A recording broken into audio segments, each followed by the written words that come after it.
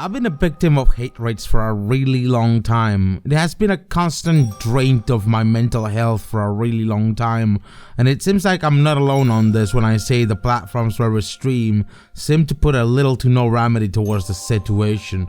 Usually, hate rates are organized by far-right trolls against especially marginalized voices, such as neurodivergent people, people of color, LGBTQIA+ people. And it's especially jarring to see that Twitch and YouTube are putting nearly no solutions to this issue unless it's too late. That, combined with the low pay of streamers from platforms like Twitch or YouTube, can be exhausting, and it's a toll especially on the mental health of the people affected. But when you realize the tremendous imbalance of power of these hate rates, not only from the people affected and the people committing the hate rates, but also bigger streamers and the owners of these platforms, you have handy ideas on how to scare these platforms enough into making a potential solution. So, on the terms of the power dynamics between the victims of hate rates and the perpetrators of hate rates on Twitch and YouTube, it's pretty obvious that the perpetrators hold slightly more power over the victims depending on the situation. Not always 100% the case, but when the mental health of someone is being seriously deteriorated by hate rates, it seems the effects of such power are obvious. But when you compare these victims to bigger streamers per se, when the bigger streamers have bigger platforms to be able to defend themselves either through moderation teams, an audience to back them up, or even the favors they receive from these platforms, it seems the bigger streamers come unaffected by these hate rates, almost like it tickles to them. Usually, a target for hate rates are usually not just marginalized voices like people of color or LGBTQIA+ people, but also smaller streamers with little to no recourse to defend themselves from hate rates.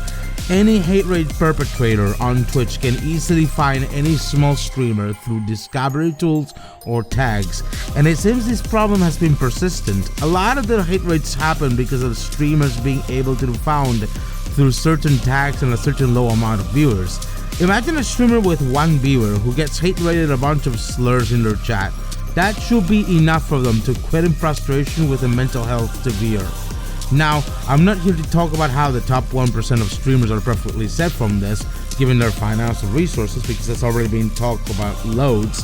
But it's like the financial power of the top 1% streamers on Twitch and YouTube make them invulnerable to hate rates in some way due to having more resources to fight them. And you know who benefits the most from this dire situation? People like Susan Wojcicki or Jeff Bezos. Twitch has been doing little to nothing to combat the issue of hate rates. Even a thing like phone verification chat can only make it so hate raters can either circumvent it or either move on to the next victim. There's so many ways to make a hate rate that doesn't involve making bots and such, and it seems that Twitch will do nothing to solve it as long as their revenue isn't hurt. See, revenue is a word here because these platforms like YouTube or Twitch rely so much on engagement to draw eyes into their ads, generating ad revenue, and it's just jarring because so little of that ad revenue goes to streamers compared to the CEOs that earn it. They see it as extra engagement to draw ad revenue from. Twitch was also suing certain hate raters and not all hate raters, but nothing else is heard about this. Not to mention, YouTube barely does fuck all to solve this issue of hate rates on the platform. So I'm not here to be all doom and gloom, so there's something you can do to counter this. Unionize. People like Jeff Bezos and Susan Wojcicki are afraid of unionization efforts, as shown in the cases in Amazon and so on. But with a solid unionization effort from streamers on any platform, we can scare these platforms enough to put any solution or force them into it.